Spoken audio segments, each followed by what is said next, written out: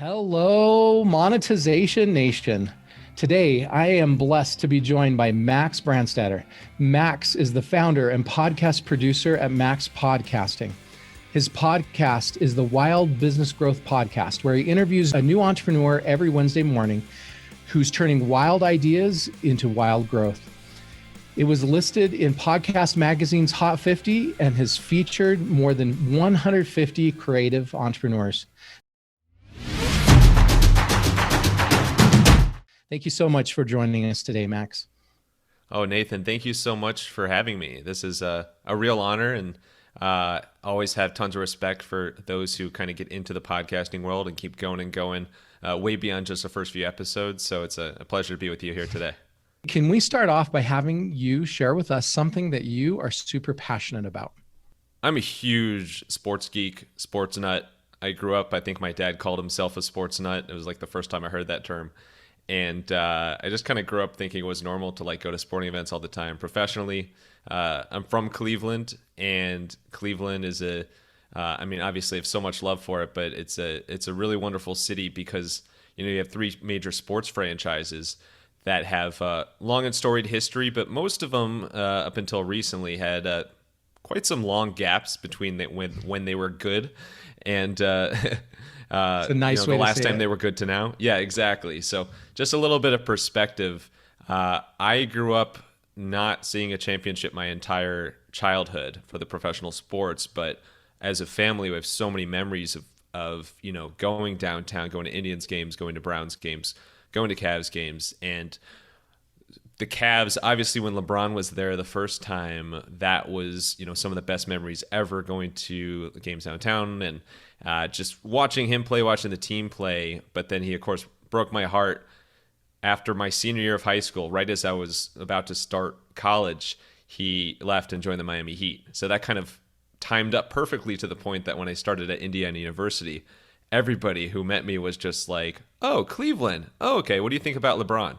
So that was a great smack in the face my entire freshman year of school. And then on the flip side of it, 4 years later, graduated from IU. And of course, that summer, LeBron comes back. A couple years later, the Cavs win the championship. I literally took off work from my corporate job at the time to fly back to Cleveland from Connecticut for the championship parade, and was downtown at 7 a.m. Celebrating, and just, full bliss. Obviously was just such an amazing time. So I could talk about that for hours and hours, but anyway, I get very passionate about sports and always have a soft spot for Cleveland sports, especially. Tell me about your journey, your story to become this expert podcaster. So it does tie back to sports. I promise I'm not going to talk about sports the entire time, but the first podcast I ever listened to was back in early 2017. And it's a podcast called Road Trippin' with some guys you'll recognize. Actually, they have Phoenix ties. Richard Jefferson, Channing Frye, Allie Clifton, who was the Cavs sideline reporter and now works for the Lakers. And they had this podcast where literally when they were on the road in the NBA season, when they were in hotels or when they were on team flights even, they would just talk and, kind of talk casually about what life is like in the NBA, what it's like, being on a team that's going for championship runs, things like that. And I had it totally rocked my world. I had never heard anything like this where, it wasn't like a TV press conference. It wasn't like an official like paid ad or anything anywhere. It was just raw, genuine conversation. And it really felt like you were sitting there in the locker room with them, or you were sitting there in the hotel with them.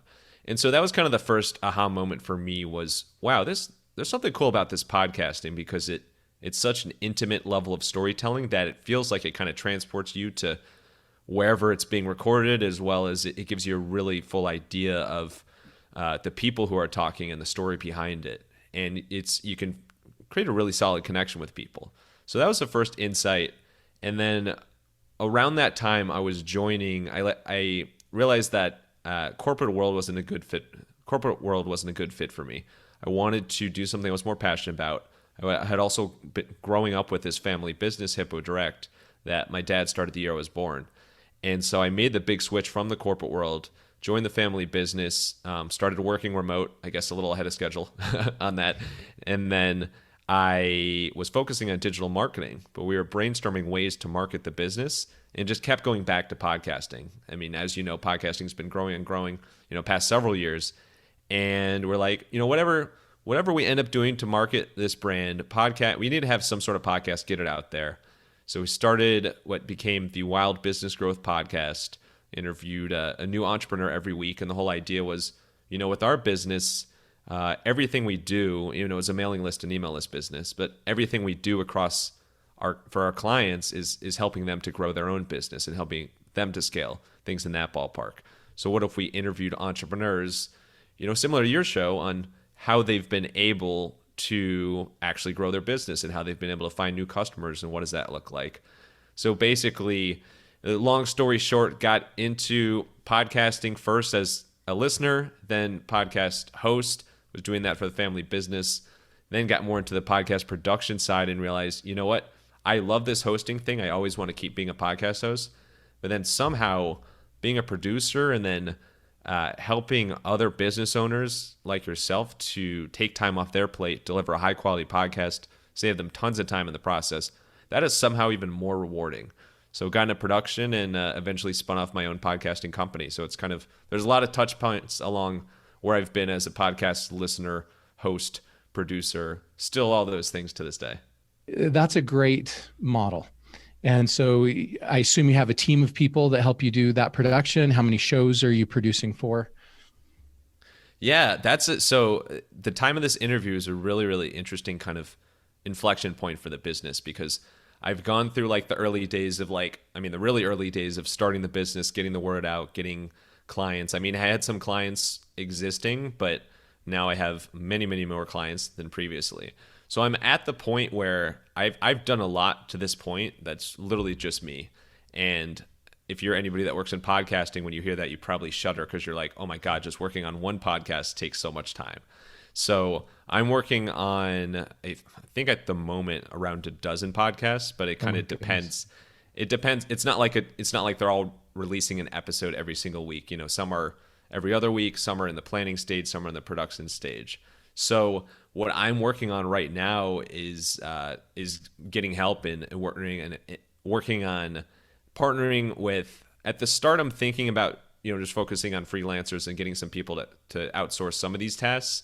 I always want to make sure that it's a really high quality final product. So even if I'm not doing the initial editing, I'll still, of course, look into the episodes and give it the pass to make sure, all right, does this meet the standards, or is there anything? So I'm going through right now kind of that fun challenge of getting people to help out, as well as what's the testing and learning of what's who are the right freelancers, who are the right people to partner with in that ballpark. And then eventually, would love to build out, a full-time team and get, people on the staff full-time and build out from that regard. So kind of the early start of this business, I've been very, very much the doer, and I'm really focusing on kind of for this next chapter, getting some help growing the team and being able to help out more podcasters out there, and then me becoming more of kind of the business owner and strategic focus, and still doing some of the doing, but not nearly as much of percent of the doing that I've done so far. What's the greatest home run you've hit in your career so far? Well, back to sports, I wasn't as much of a power hitter as I would like to be, so I don't have a real home run example for you. I believe maybe T-ball, but I definitely had a T-ball grand slam there. I think that, first of all, one that comes to mind is starting this business in the first place and then getting it to a consistent income, kind of the proof that all right, this isn't just something I'm starting as a side service, this is a real business.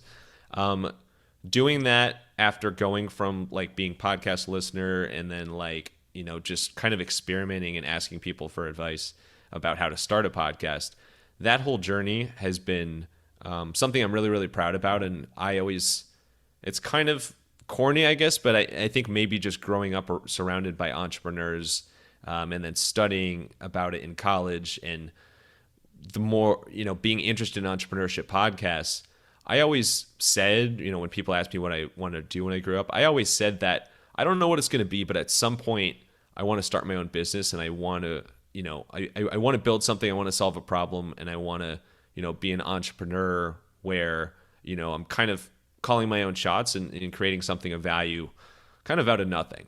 And so what's kind of crazy is getting that, and now that the business officially started, there's kind of like a high of like, all right, like I've done that, like I should be really proud of that. But then it's like, okay, well, it's not like I'm going to retire anytime soon. Like there's a lot to do. There's so much more I want to do now than like just starting a business. So now it's like I'm really passionate about growing this thing and helping more business owners. So I think that the whole starting the business in the first place was one of those. And then we can talk about it. I don't know if you want to get into it now or later, but like there's a lot of things with the actual Wild Business Growth podcast and some amazing kind of experiences through that have been big home runs and have really tied back and fueled the podcasting production business as well. Yeah. So share some of those with us. We'd love to hear that. So I think and I want to shout out because the person who really kind of instilled this in me as I was talking to other entrepreneurs before starting Max Podcasting and reaching out was a friend and previous Wild Business Growth podcast guest, Elise Gelwicks, who she had started her business, LE View, internship kind of consulting company, a couple years before I did. And so I wanted to get her insight and see what her ideas were for, making this thing full time and, kind of first experience as an entrepreneur, even though I'd obviously interviewed so many entrepreneurs before. And she goes, dude, like, and I that's all she said, dude. No, she had, I had over 100 podcast guests, and I do one once a week. So it's, 100 weeks of podcast interviews at the time, and was building this amazing network. And she goes, dude, you have such an incredible network of entrepreneurs, and all these people are very inspiring. They've been on your show. You create such a powerful connection with them. And they're also, more often than not, I would guess, very, very connected and know how to open doors, and you just never know what's going to come out of it. And she's like, as you're starting your business and as you are kind of focusing on getting some early clients and building this thing and growing this thing, you should literally be reaching out to some Wild Business Growth podcast alumni every single week, and not pitching them on anything, but just talking and saying, hey, hope you're doing great. This is what I'm up to now. Just like keep me in mind if you know of anybody that, well, for me specifically, it's like a business owner that wants a podcast, know it can be great for their business or brand, but knows it is not in their best interest to spend the time behind the scenes, like the crazy time it takes to run a podcast. So I talked to her, had that kind of like light bulb conversation. I'm like, duh, there's all these entrepreneurs. I mean, there's amazing. I have great relationships with the vast majority of them, and like I can reach out at any time. And so I literally made a point, like I made an Excel file, I made kind of like a schedule. And for those first several months, I was reaching out to at least 5 podcast alumni every single week and just doing check-ins and scheduling calls. And, sometimes it happened that day, sometimes it happened months later. But I look back on that now, and you want to talk about like home runs. A lot of people have been over the top helpful as far as referrals with the business, but there's a few of those alums and entrepreneurs in particular that have like just repeatedly, I'm talking multiple referrals a month, have like been so instrumental to building this thing and sending people my way. And like that all came from just, that initial conversation with Elise, but then like the putting it into action and reaching out to these amazing people every week. So if you are somebody who has a podcast, just keep in mind to, stay in touch with people, your previous guests, stay in touch with your network, because you never know, what doors they can open, how you can help each other out. And then if you're somebody who's thinking about having a podcast at some point, just know going in that it is a phenomenal networking tool. And so, obviously you never want to burn bridges. You always just want to stay in good terms, but just be over the top friendly and helpful, and keep those people in your network and in your circle, because you never know, in my case, like they literally have built this business from the ground. Yeah. And I think a lot of people would try to do that networking by putting them all on an email list and sending a bulk email to all of those 100 people. But I love the way you did it, where you've just been building personal relationships and nurturing those relationships one by one. Yeah. something about being personal and genuine just comes across so well, personal and genuine, obviously, but it comes across so much better. I mean, think about it. When you receive an email from somebody and it's just like a hello, and it doesn't even, like, you can tell they sent it to everybody at once. It just doesn't feel as special, and you're probably less inclined to take action on it compared if somebody writes a heartfelt, like, hope you're doing well, especially shares the news about a new business or a new book they have coming out, and isn't really expecting anything in return, but just generally wants to check in with you as well, and see how you can help each other out. That goes such a long way. That personal touch, whether it's on email, whether it's on LinkedIn, or however you're reaching out to people, that can make or break the difference between somebody taking action and, I guess, wanting to scratch your back when you're scratching theirs. Okay, let's dive into podcasting here. What are the biggest reasons why someone or a business would want to create a podcast? The biggest benefits to them? Well, number one, I think the most obvious number one benefit is from the networking standpoint. That is, if you're doing an interview style podcast. Because like you say, if you're interviewing people, it sounds like basically every day based on how far ahead of schedule. But every time you're interviewing somebody, that's a new door that opens for you. That's a new door that opens for your guest in case you have, something that you can benefit for them. And then that's kind of, you're tapped into their network if somebody ever comes to them and goes, oh, I need a guy to help me with the podcast, things like that. And then you're top of mind with them. So there's a new possibility for every single person you meet. So take that from a business sense. If you have a business that is sells supplies for ice cream, for example. If you're in the ice cream supply business, which I don't think I've ever said ice cream supply business in my life.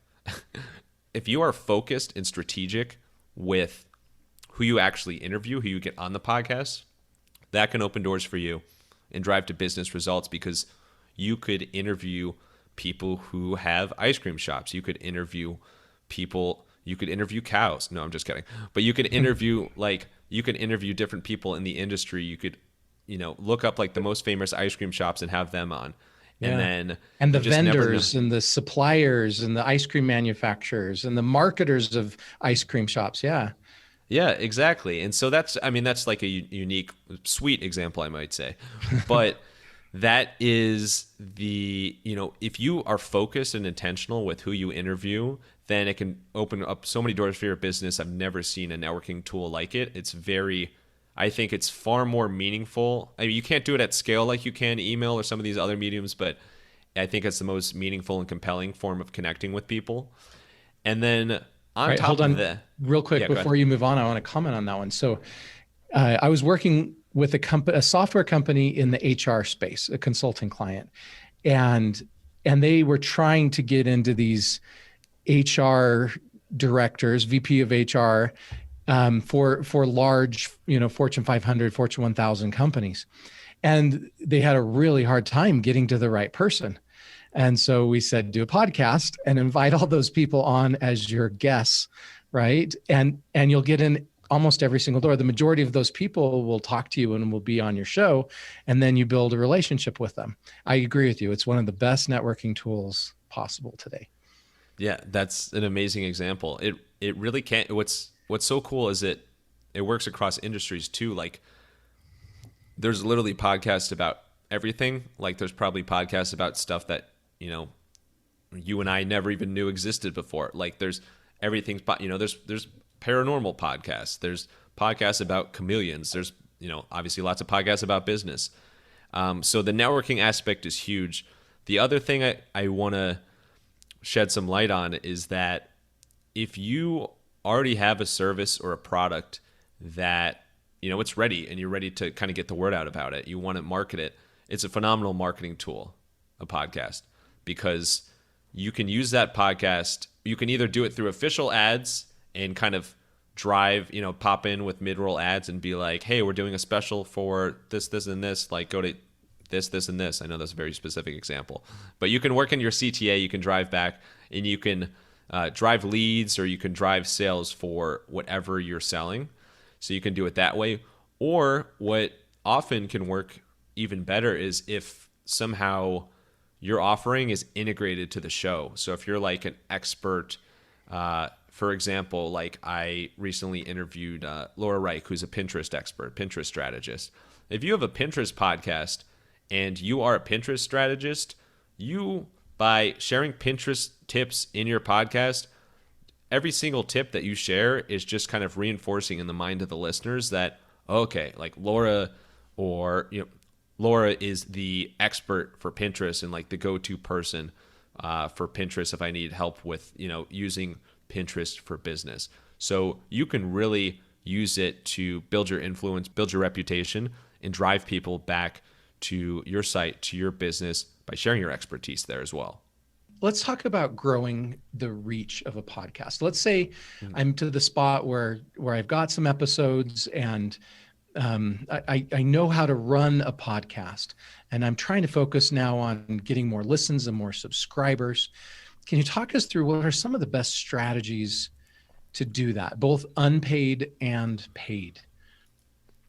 Yeah, because there is multiple kind of prongs of it. So from the and I'm a big proponent of the unpaid and organic approach to it. But you have to know, it kind of depends on your mindset.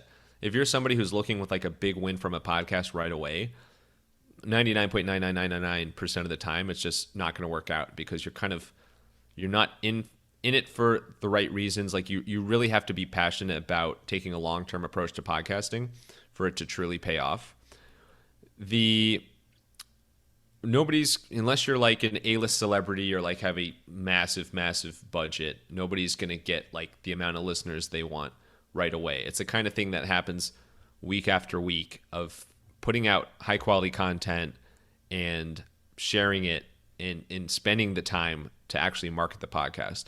So one thing I would say is consistency. I feel like as more and more people get into podcasting, there's kind of like more and more risk. You start to see more people that, I don't know if maybe they have false ideas about it or what it is, but you see people that they launch a few episodes and then you like don't hear from them for months. And maybe they come back and they podcast again, or maybe they don't. Like people can get burned out pretty quick by it. So being consistent, and think about it from a listener standpoint. If I have my favorite podcast, one of my favorite shows is the Tim Ferriss Show, and I know that he usually has a couple different episodes a week, and I know like when to look for his show each and every time. For me, like Wild Business Growth Podcast, the wild listeners know that every single Wednesday morning there's a new episode, so they know when to expect that. So as a listener, you kind of get, it's almost like back in the old days when a TV show aired at a specific time every single week. Before Netflix and everything, which I know still happens, but it's kind of like that where you get kind of trained as a listener, and it's something for you to look forward to each week. Having as far as actually like getting more people to listen to it and getting people to listen to more episodes, that consistency is such a big factor. So focusing on high quality each and every week. And on that frequency note, it's kind of funny, but one of the most pure ways to increase your downloads, increase your listeners, is to increase your frequency that you release the episodes. So, you're on a good path if you're somebody who can release, every day or every other day. You have a much more likelihood of getting more downloads because there are more episodes. But the flip side of that is obviously it takes a ton of time to create every episode. Do you want to spend your life or like spend a chunk of budget on it to get that out the door all the time? It's far easier to gain listeners when you do have I like the once a week cadence, but if you're like once a week or more frequently, it's far easier to increase your listenership that way than if you have like a once a month or just like appearing randomly. Thank you so much, Max, for sharing your stories and insights with us today. Here are some of my key takeaways from this episode. Number 1, podcasting is a phenomenal networking tool. Through interviews, we can connect to tons of people in our field. However, we must be personal and genuine. Number 2, we can market our products or services through podcasting to help monetize it. Number 3, podcasts can establish us as experts in our field, build our influence, and increase our credibility. Number 4, one of the best ways to grow our reach is through consistency. Number 5, if we release episodes more often than just once a week, it can help grow our audience a lot faster. I personally believe once a day is the right publishing velocity, although that does take a lot more work. If you want to connect with Max, you can find him on LinkedIn or Twitter. Visit his website at MaxPodcasting.com or visit his podcast. And there's links to each of those in the blog post for this episode at monetizationnation.com. You can also get my free ebook about passion marketing and learn how you can become a top priority for your ideal customers at passionmarketing.com. You can also subscribe to Monetization Nation on YouTube, Instagram, Twitter, our Facebook group, and on your favorite podcast platform. Thanks for joining me for this episode. I wish you success in growing your podcast reach. Do you want to become a better digital monetizer? To receive great monetization stories and secrets, please go to monetizationnation.com and join free. And if you liked today's episode, please subscribe to the show and share it.